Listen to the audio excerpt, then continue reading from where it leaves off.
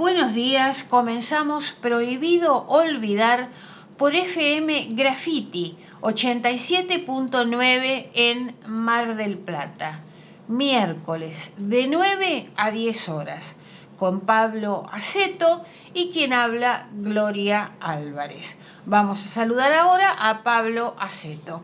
¿Qué tal, Pablo? ¿Qué se cuenta?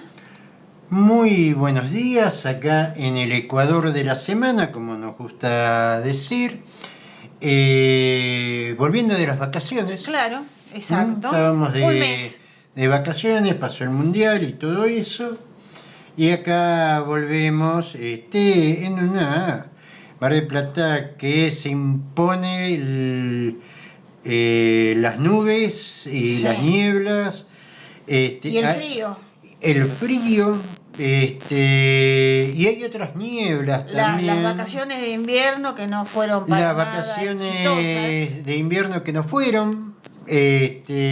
Bueno, ya eran cosas que veníamos planteando antes de las vacaciones. La temporada y todo de eso. verano tampoco. Y vamos a ver cómo viene la mano, el tema que ahora Mar del Plata enfrenta lo que ya era tradicionalmente la etapa más conflictiva económica, que después de las vacaciones de invierno hasta el verano, hasta el inicio de temporada, por ahí en diciembre.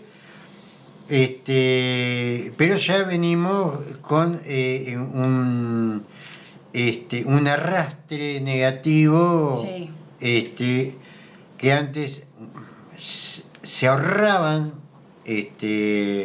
capitales como para enfrentar esta etapa. Ahora vamos a ver cómo llega. Pero bueno, tenemos tema suficiente para hoy. Bueno, dos encuestas muestran a Milei lejos de un triunfo en primera vuelta. El presidente tiene entre 32 y 34 puntos de intención de voto y con el peronismo cerca de superarlo. Cristina aventaja a Axel, pero el gobernador está mejor para el balotaje. Dos encuestas nacionales realizadas en los últimos días de julio muestran que Javier Milei está lejos de un triunfo en primera vuelta en las elecciones del 2027 y con el peronismo cerca de dejarlo segundo. Las consultoras Subán Córdoba y CB Global Data tienen proyecciones similares respecto al escenario electoral del año que viene. En ambas encuestas, Milei está lejos del 40% de los votos, el primer requisito que establece el sistema electoral para ganar en primera vuelta. Además de ese 40%, el candidato ganador necesita sacarle 10 puntos de diferencia al segundo. Mucho más lejos está Milei del 45%, que le daría la reelección automáticamente. Hay un cambio también de tendencia. El 63,7% cree que el responsable de la crisis económica es Milei y no el gobierno anterior. En la encuesta de CB Global Data, Milei lidera la intención de voto con un 32,4% contra 15,2% de Cristina Kirchner y 14,7% de Axel Kicillof, en un escenario de división del peronismo. Ambas opciones sumadas dan un 29,9% a 2,5 puntos de Milei, es decir, que la diferencia estaría dentro de un margen de error. La consultora que dirige Christian Boutier también midió un escenario de balotaje, donde Kicillof queda mejor posicionado que Cristina. En el primer caso, Milei aventaja al gobernador con 43% contra 41,6% y casi 9 puntos de indecisos. En el segundo escenario, el libertario le ganaría a la expresidenta por 44,88 contra 39% y los indecisos bajan a 4,5. En la encuesta de Subán Córdoba, la consulta es por espacios políticos y no por candidatos, pero los números son similares. La diferencia principal es que el peronismo como espacio supera a la Libertad Avanza en los dos escenarios que mide. La consultora Subán Córdoba parte de la hipótesis de un peronismo unido. En el primer escenario, el peronismo tiene 31,3% de intención de voto contra 28% de la Libertad Avanza y 6,8% del PRO. En el segundo escenario, el peronismo lidera con 35,3% contra 33,8% de la Libertad Avanza. Este trabajo también marca que la desaprobación del gobierno nacional llega al 65,3% y la imagen negativa de Milei 61%. En línea con eso, el 61,9% dice que votaría por un cambio de gobierno en el 2027. No, evidentemente no hay cosas nuevas en la cancha. Bueno, por ahí Kicillof sería... a ver, porque tampoco nadie surge de la nada. No sería cosa nueva Cristina. Sí. Kicillof sería incluso, se ve claramente que hay una interna entre ellos ahí. Sí. El tema es si van divididos. Vaya uno a saber qué es lo que va a pasar. Lo que sí llama la atención que, o no sé, serán las encuestadoras, o por ahí la fuerza mediática de uno o de otro, no deja aparecer otros nuevos. Aparece Miriam Bregman con mucha imagen positiva. Sí. Pero claro, y acá mide a los dos, a la Libertad Avanza y al peronismo. Claro, no da otros números. No da otro número. Es también una forma de decir, o es este otro, ¿no? Como el voto permitido de los medios, ¿no? Si no es que sea este otro. Uh-huh. Hay una cosa de voto permitido. También hay que decir que independientemente de esta movida, que es lógica, tampoco la otra alternativa se mueve mucho o hace lo que tiene que hacer para por lo menos proyectar un poco más de fuerza. Uno no ve que por ahí desde el frente de izquierda se tome muy en serio esto de convocar a otras fuerzas, a otras personas. Como que están perdiendo una oportunidad importante. Convocar. Claro. No es necesario que den nada, convocar, decir, bueno, armar este tipo de proyectos. Así que, evidentemente, vamos sobre caminos conocidos, ya trillados. Y bueno, lo que es claro es que a Milei, lo que se le ponga frente a Milei, ya prácticamente cualquier cosa es mejor. Prácticamente. No sé si decirlo así, pero. Cualquier cosa, la verdad, no estaríamos viendo. A ver. Ya sea el peronismo o la izquierda, son mucho mejor opciones que. A ver, más allá de lo que uno le pueda criticar a Cristina, yo nunca vi que le pegaran a los jubilados. No. Eso no lo vimos nunca. Cierre de fábrica. A ver, los números de Fernández son mejores. Que me hablarán del comercio exterior, bueno, salvo que usted sea petrolero o productor agrícola ganadero, lo entiendo, ahora el resto no se ve. Me llama la atención, sí, los números altos de Milei todavía. Sí. La verdad que Sí, llama la atención. Sí. Realmente sí. Porque yo lo veo todos los días con los deudores, un drama al lado del otro. Bueno, va a haber una nota sobre eso, después vamos a explayarnos. Me llama la atención lo que la gente vota. Me llama mucho la atención. Esto lo planteé un poco en las últimas elecciones en las que ganó Milei. El 90% de los votos fue para Milei, Massa y Patricia Bullrich. Digamos, ¿qué podía salir mal? Cuando el 90% se lo llevan esos tres personajes. Por una cosa o por la otra, se llevaron el 90% de los votos. Milei, Bullrich y Massa. ¿Qué podía salir mal? Hubo también mucho porcentaje de gente que no fue a votar. Que no fue a votar, que tampoco ve fuera de eso alguna solución.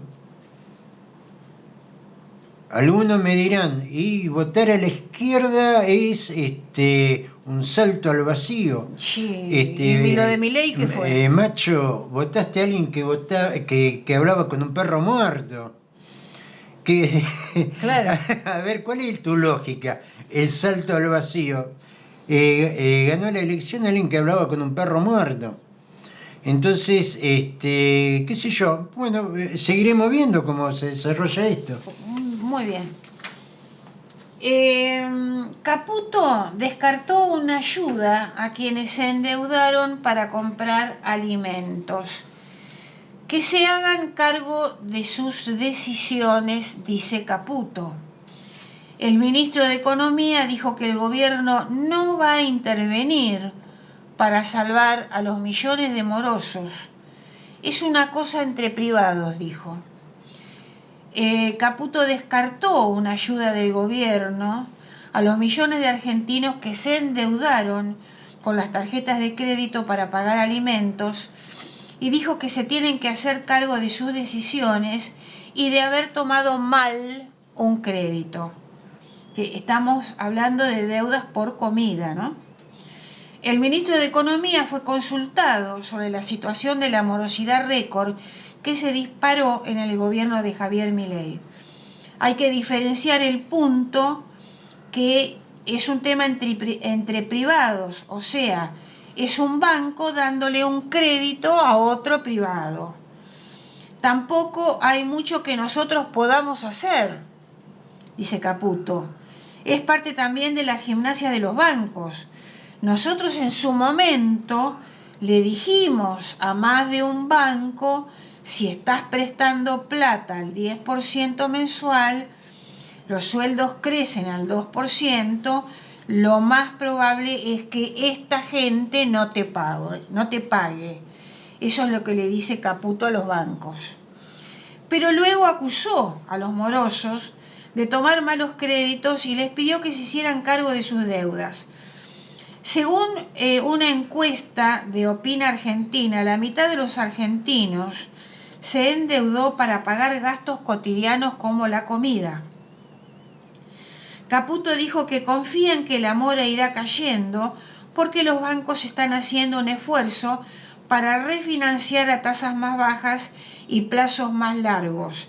Los bancos cobran hasta 500% por el financiamiento con tarjetas de crédito, producto de la desregulación que introdujo un DNU de Milei que eliminó el tope que tienen las entidades para el cobro de intereses y punitorios.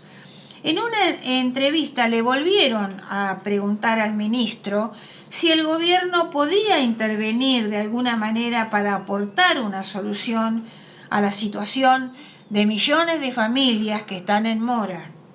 No, porque de vuelta, ahí entras en el problema de lo que en inglés se llama el moral hazard, o sea, riesgo moral. Eso de decir, bueno, pará, cada uno nos tenemos que hacer cargo de nuestras decisiones.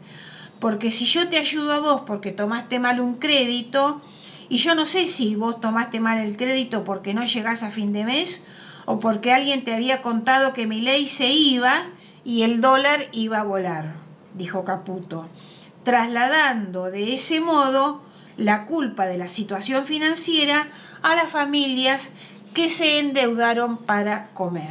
Claro, ellos dicen no se puede meter en cuestiones de privado. Sí. Pero en un momento se plantea que los sueldos aumentan a un 2%, lo cual es mentira, aumentan al 1, 1,5, 1,8. No más que eso. ¿Por qué? Porque el gobierno no homologa los aumentos arreglados por paritarias. De las paritarias, claro. Entonces, el gobierno no se mete en lo que es el tema de los créditos, pero sí se mete en las paritarias, pero sí se mete en las paritarias. El gobierno no aumenta, de acuerdo al índice inflacionario de las jubilaciones y pensiones, pero, porque es decisión del gobierno, pero sí se abstiene de meterse en el tema de los préstamos. Sí le permite a Galperín, de Mercado Pago, que vamos a hablar sobre el tema de cómo se te meten en tu teléfono y te sacan la información, que lo que nos hemos venido a desayunar ahora con toda esta cuestión de los préstamos. Vamos a hacer un trabajito sobre eso.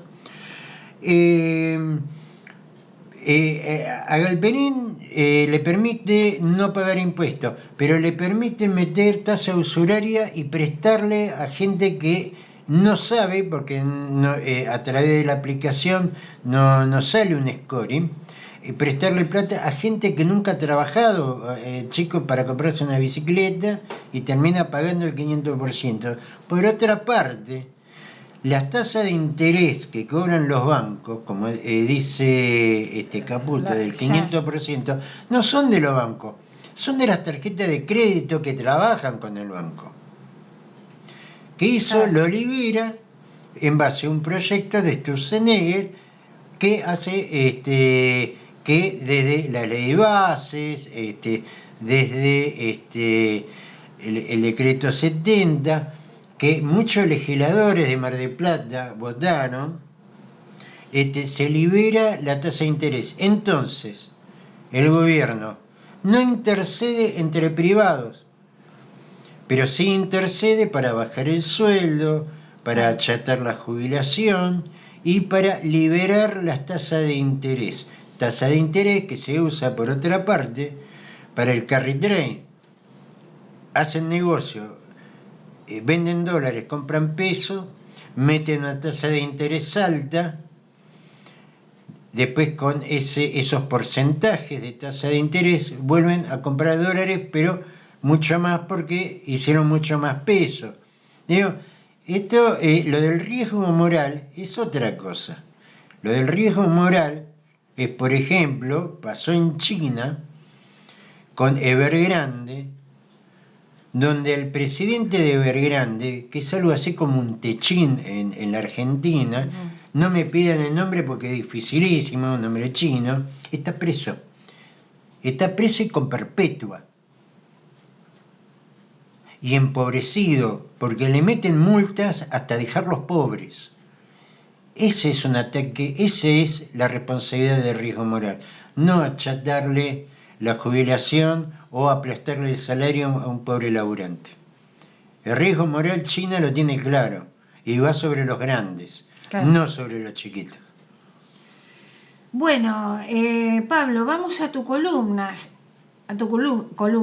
Estudiantes extranjeros y crisis demográfica. Claro, porque uno viene escuchando, leyendo comentarios de que cómo con nuestros impuestos pagamos estudiantes extranjeros. Digo, sí. ¿Por qué pensará la gente que se hizo esto? Esto viene desde la reforma del 18 que tomó distintas etapas.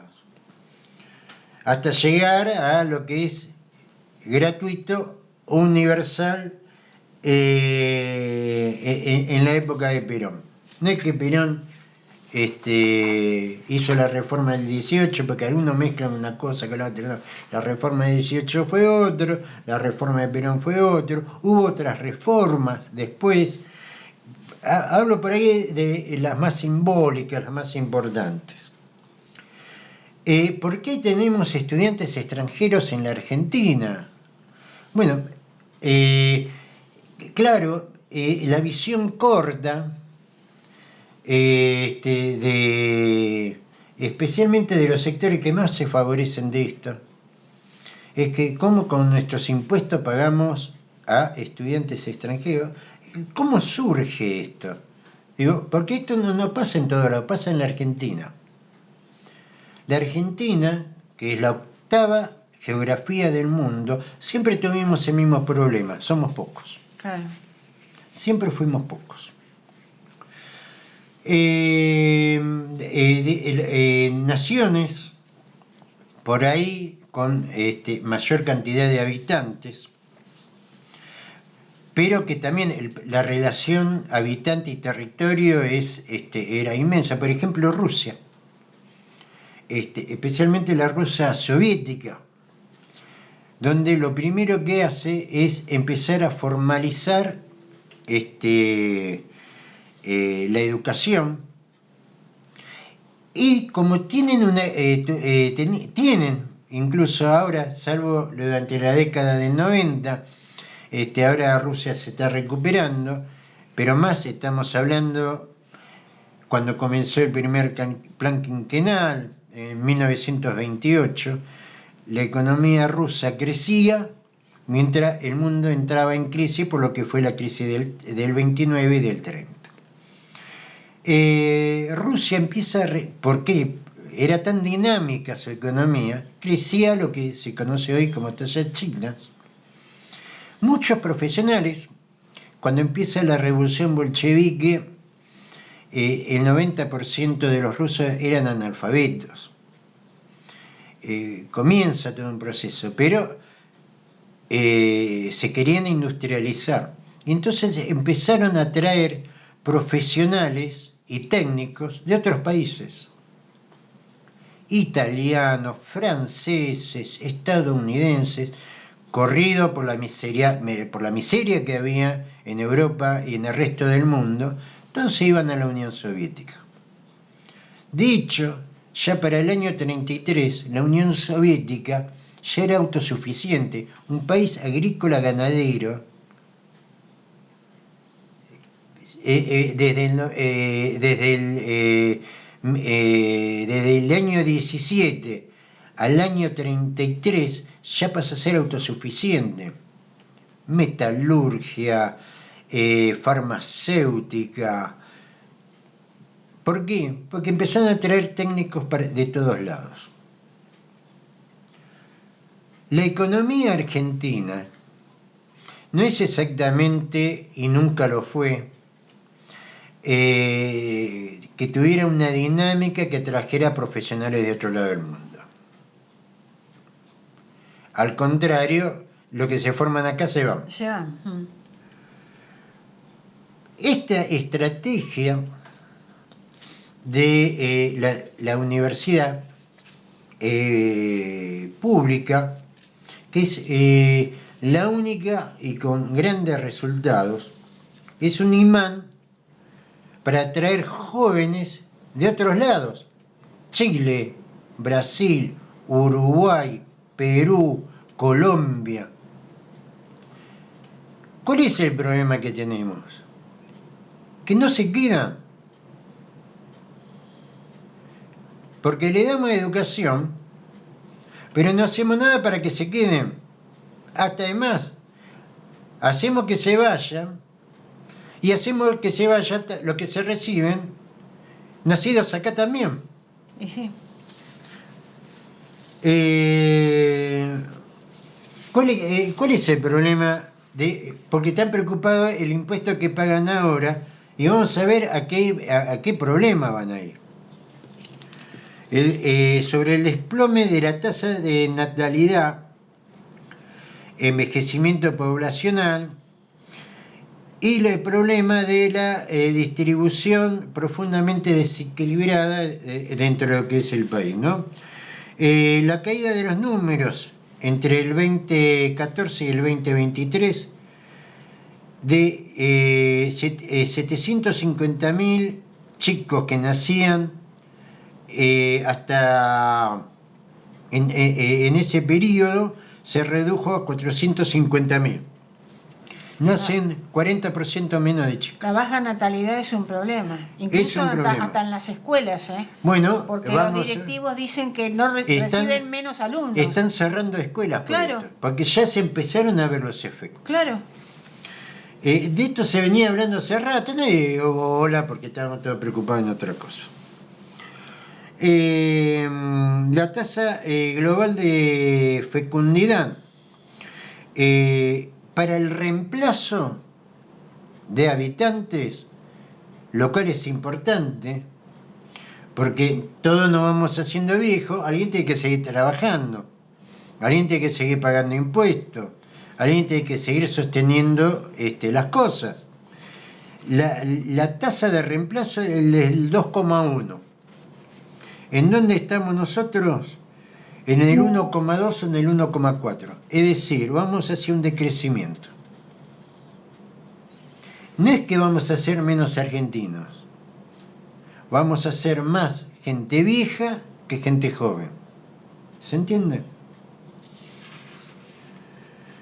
La reducción del embarazo. Este es un dato que, a pesar que impacta sobre la cuestión del desplome de la natalidad, pero es un dato positivo. La implementación de las políticas de salud reproductiva, acceso a métodos anticonceptivos, bajó lo que drásticamente la maternidad adolescente, a menores de 20 años, mujeres menores de 20 años. Porque tampoco es hacer chico a la nada o arruinar la vida de mujeres jóvenes, porque las medidas que hay que hacer es otra. Envejecimiento poblacional acelerado, lo estoy leyendo porque son varios datos. El bono demográfico en cierre, el bono demográfico es la etapa donde la población de edad de trabajar supera ampliamente a la población dependiente. ¿Cuál es la población dependiente? Los chicos y los adultos mayores. ¿Qué es lo que ha pasado? Esa tasa ahora es negativa. Son más los chicos o más los de tercera edad, claro, que la gente que trabaja. La presión sobre el sistema previsional. Lógicamente hay menos gente trabajando, hay menos aporte. Pero no solamente eso, sino que también se suma el trabajo informal. Es decir, son menos y encima trabajan de manera informal, lo que rompe, lo que desarticula el sistema previsional. Y el aumento de la demanda de cobertura por enfermedades crónicas, no transmisibles, sistema de cuidado de tercera edad, todo eso se desploma. La hiperconcentración. Cerca del 37% de la población del país vive en Cava, más conurbano, ocupando menos del 1% de la superficie nacional, el 1% de la superficie del país. El resto del país está prácticamente deshabitado.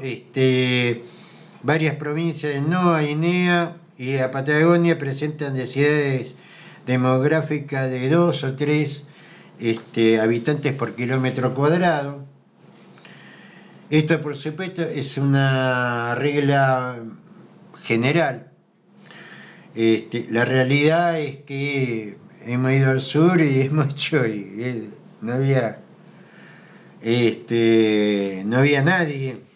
Digamos, esto es una división alegre, pensar que hay 2 o 3 personas cada kilómetro cuadrado. En realidad hay grandes extensiones de territorio que no están ocupados. La presión sobre los servicios públicos, ahí en ese 1% del territorio ocupado, lógicamente están todos, menos gente para trabajar, menos gente haciendo aporte y más necesidades. Después hay un informe que por ahí, bueno, es muy largo, sobre cómo se ha ido desarrollando esto en la región. Hay que decir que este efecto de caída demográfica empezó primero en la Argentina. Hubo una suerte de explosión demográfica en los 70, 80, arruinadas por malas políticas. Es cuando la gente ya se empieza a ir. Claro. Y la producción nacional o la economía nacional no las contuvo. Tampoco hay políticas, Pablo, para incentivar a que haya más población. Más población. En términos, por ejemplo, a ver, ¿qué es lo que están haciendo otros países? En el caso de Rusia,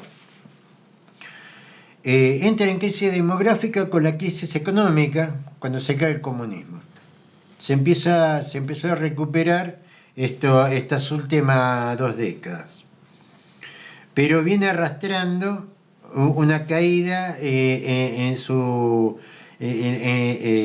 cantidad de población en la década del 90, y empezaron con subsidios financieros y una retórica a lo que es la familia tradicional, es decir, hay que hacer chicos. Claro. Ahora, ¿a dónde llegan las políticas? Porque esto es importante tener en cuenta. Rusia es el primer territorio del mundo. Son 200 y pico de millones, pero al territorio que tienen son pocos. Entonces lo que necesita es, primero, gente que trabaje, gente que preste servicio, gente que sea médica, gente que sea albañil, gente que sea enfermero, gente que sea tejedor, gente que sepa albañilería, gente. Precisan gente. Claro. Entonces hacen, por ejemplo, incentivos fiscales e hipotecarios, tasa de interés subsidiada para préstamos hipotecarios, para familias numerosas, exención de impuestos por cada hijo. Por cada hijo que tenés, paga menos impuestos. Claro, mira. Sí, la otra vez vi un acto donde había una mujer rusa que tuvo 10 hijos. Vino Putin, ramos de flores, medalla, le regalaron tierras, Claro. Le otorgaron tierras. Y se iba la mujer con los 10 hijos y los soldados cuadrándose, saludándola como salvadora de la patria. Incentivar a que haya más población. Madres de la patria, le dicen los rusos. Que ya una política que se extendió de la época de la Unión Soviética, más después de la Segunda Guerra Mundial, donde perdieron 30 millones de habitantes. Es un número. Y empezó y la reflota Putin en este momento. El capital materno logró un cierto repunte, pero volvió a caer, está en el 1,78, no llega al 2,1, que es la reposición de tasa. Y se mantiene entre ese porcentaje y 1,40 por mujer. ¿Qué es lo que no pueden cubrir? Es el hueco, como le llaman dicho, el hueco demográfico de los años 90. China también enfrenta eso. China tenía, incluso para superar la crisis, la planificación familiar, que era un hijo por familia. En ese momento era el país más poblado del mundo. Estaban pasando distintas crisis, incluso alimentarias, y el gran salto adelante lo hace esta política. El tema es que ahora tienen que ir para atrás. Ujú. ¿Por qué? Porque están viendo que el problema ahora no es que sean muchos los chinos, sino que sean pocos. Claro. Da igual, son 1.400 millones de habitantes. Sí, sí, sí. Pero bueno, Pero eso es planificar. Eso es planificar, y cuando vos tenés 1.400 millones de habitantes, vos también tenés que calcular la cantidad de gente de tercera edad que hay. Más la China de ahora no es la China de principios del siglo XX. Ahora los chinos viven mucho porque están bien. Entonces corta la política de un hijo. Esto empezó en 1979 y hasta el 2015. A partir del 2016, la planificación familiar pasa a 2 hijos, y para el 2021 3 hijos. ¿Qué es lo que hacen? Se eliminaron de manera efectiva todas las sanciones monetarias e impedimentos legales del exceso de nacimiento. Cuando la idea era tener un hijo, vos si tenías más hijos, te empezaron a caer impuestos, cosas así. Bueno, todo eso se eliminó. Y empieza a hacer un camino a la inversa. Empieza con una política de reducción del costo de la crianza. En el 2021 prohibió la industria de las clases particulares de apoyo escolar con fines de lucro, para reducir la carga económica de las familias que gastan en la formación competitiva de sus hijos. Se hace cargo del Estado de esa educación, porque saben que entrar a la universidad en China, igual que en Rusia, no es fácil. Es gratuita. Sí. Ahora tenés un examen que son de antología.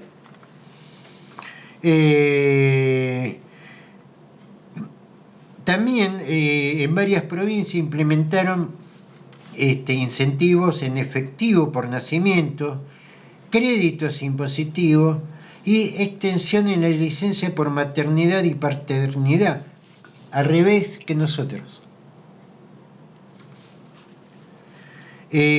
Aún así, todo les está costando llegar, porque ya la gente se acostumbró al tema, vio que vivía mejor con un hijo. Claro. Y ya la mujer china no es la mujer de principio del siglo XX. Es una mujer más independiente, son profesionales, no quieren tener 10 chicos. Entonces, bueno, tratan por distintos medios de incentivar a la población. De todo esto, de todas las estrategias, que estamos hablando de países como Rusia, como China, muy dados a la planificación, les está costando. El método más efectivo en el mundo, ¿dónde se da? Se da en la Argentina, con las universidades públicas y gratuitas. El tema que presenta 2 realidades. Primero, si bien la universidad pública y gratuita, que es una atracción para muchos jóvenes, en el caso de Chile, de Brasil, de Colombia, de Perú, de Bolivia, de Uruguay, de Paraguay. ¿Por qué? Porque también las universidades argentinas tienen un muy buen estatus. Tiene una calificación internacional muy interesante. Si bien eso es un imán enorme de jóvenes, pero por otro lado no se hace nada para que se queden. Claro, hay que lograr que se queden. Y lo que no se hace también es para que se queden los que nacieron acá, que se recibieron en las mismas universidades. Es decir, el problema no es que vengan extranjeros a estudiar, el problema es que después se van los extranjeros y se van los propios también. Tengan en cuenta, y esto lo han escuchado, lo han visto en las redes, cosas así, acá a la gente de ciencia, a los jóvenes científicos, acá los llamaban ñoquis, ¿eh? Sí, es verdad. Los llamaban ñoquis. Sí. Yo he visto no me acuerdo si era en el INVAP, que son toda gente, son todos físicos, ¿no? Apareció un policía y le dijo vagos.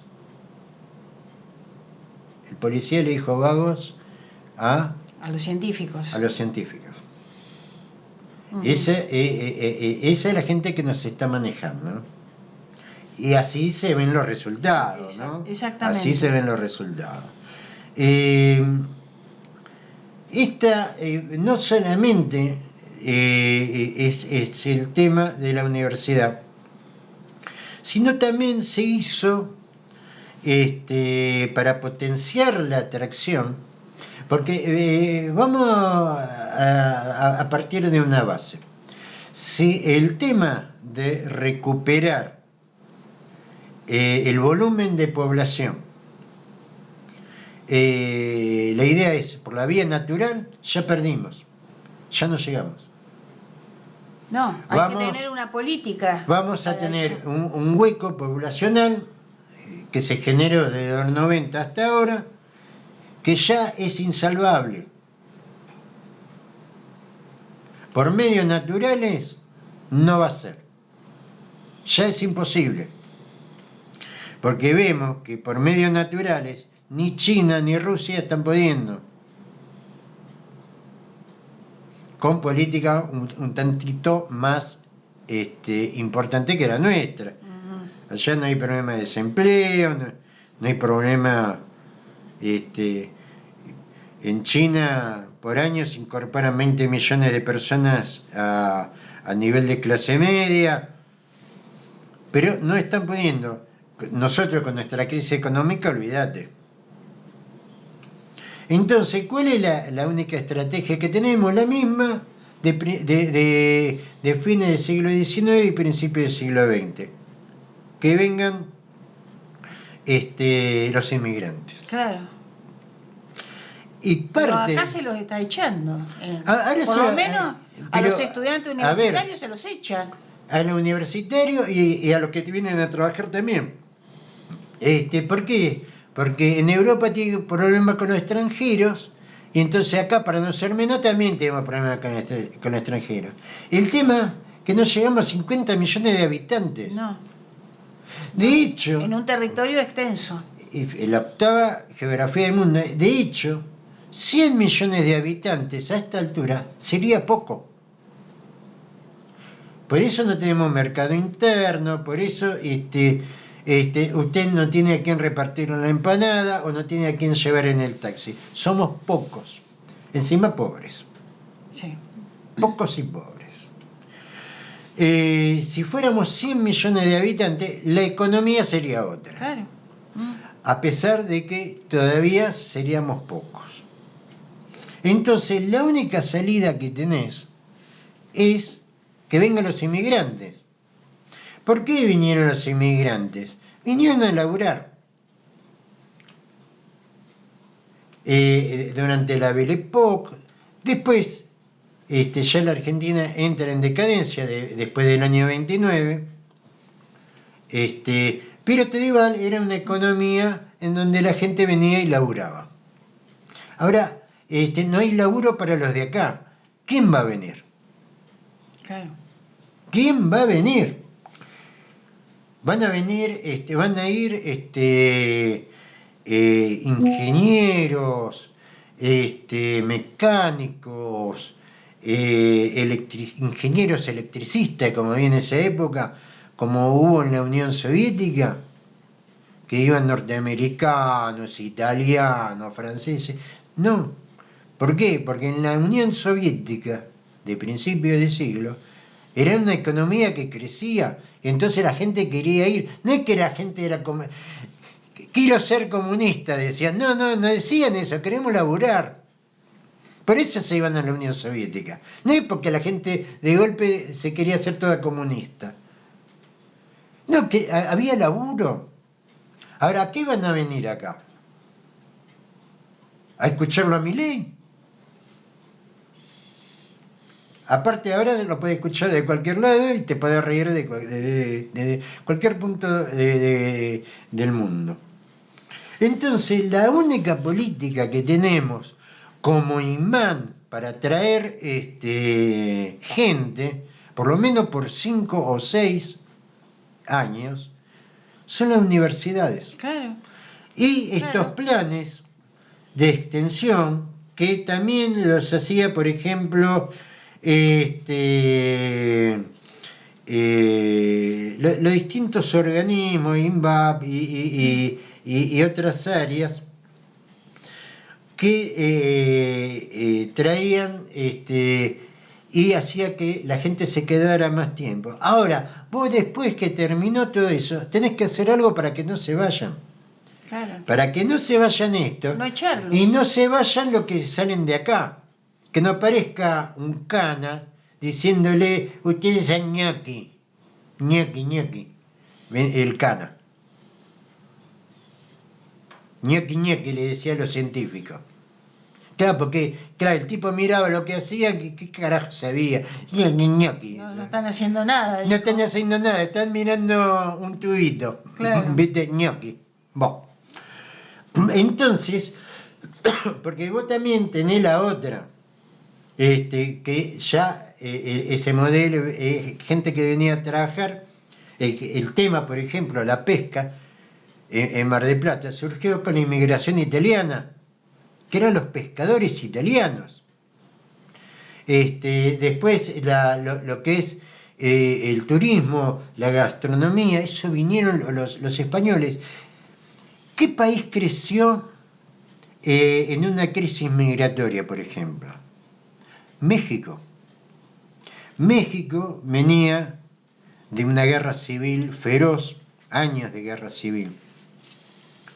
Y las guerras lo que hacen es embrutecer a los pueblos. Acá estamos embrutecidos, no hubo ninguna guerra, pero estamos embrutecidos igual. Digamos, pero especialmente las guerras hacen eso.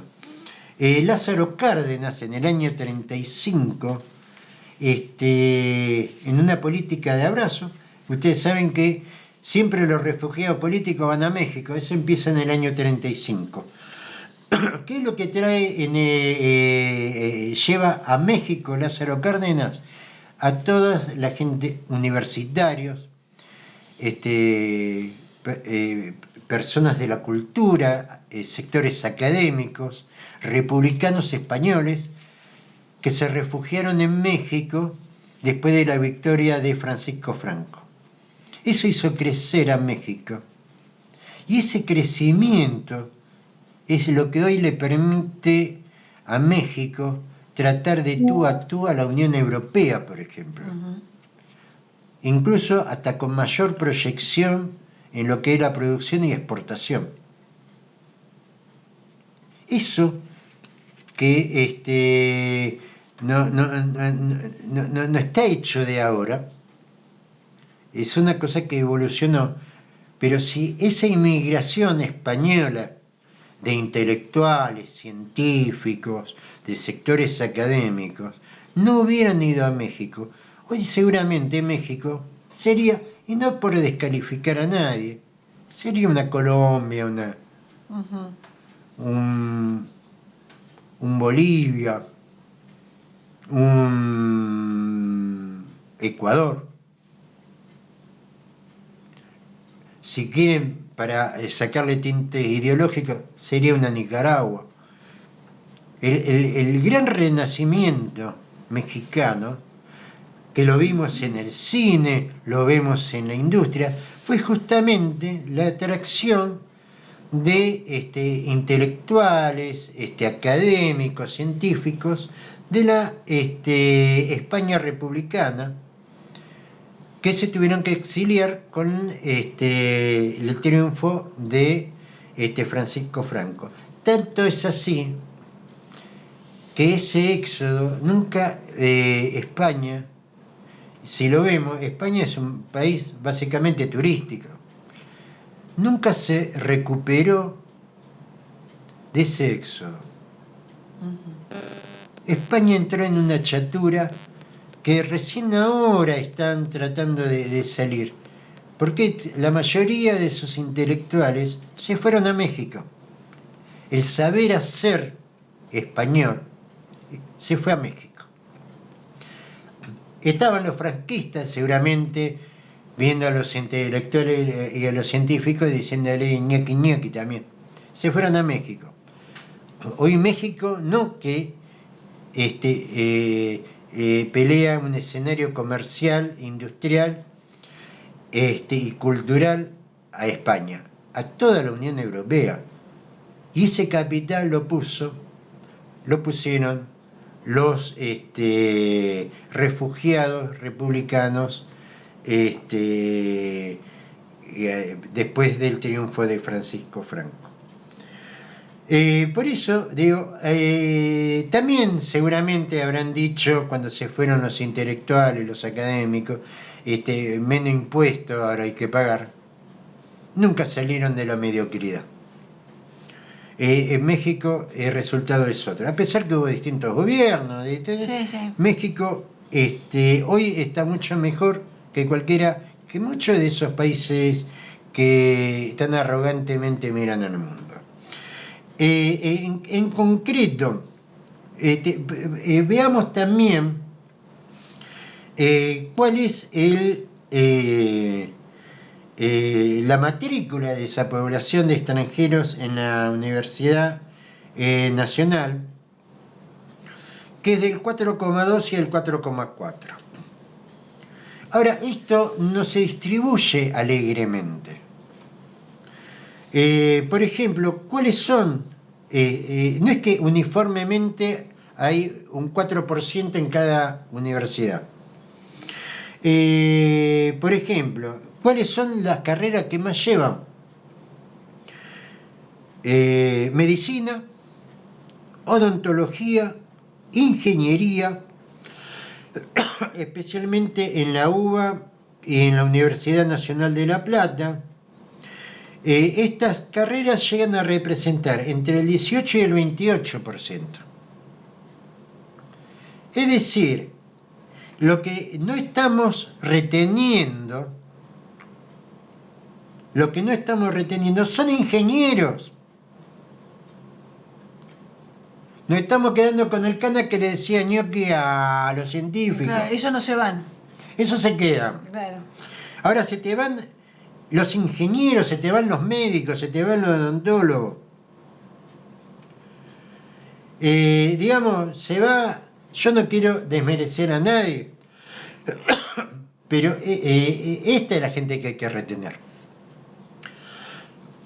También digo que hay que retener a los que nacen acá y salen en estas mismas facultades, claro, porque acá estamos 28%, es decir, estamos casi, hay un 70% que también se está yendo, porque el problema no es que estudien jóvenes brasileños en la Argentina. De hecho, yo conozco muchos brasileños que se quedaron, pero eran otras épocas.